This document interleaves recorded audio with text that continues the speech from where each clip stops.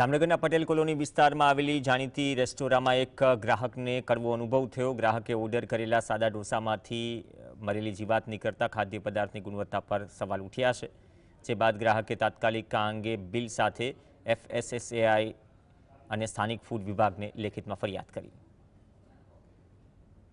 ઈ ઢોસા ખાવા ટાણે મારી છોકરીનું ધ્યાન પડ્યું કે ઈ ઢોસામાં જીવાત હતી મરેલી અને ચોટેલી હતી ઢોસા ઉપર જ, બરાબર છે।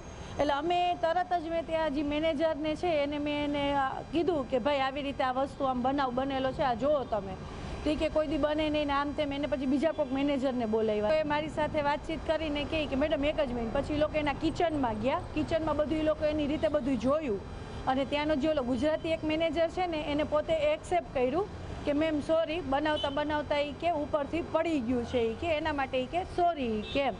એટલે મેં કીધું કે આ વસ્તુ સોરીથી તો વસ્તુ નથી જ ને, કે મારી 5 વર્ષની ડોટર છે અત્યારે અને આવી રીતે ખાય છે ને તમે ખાલી સોરી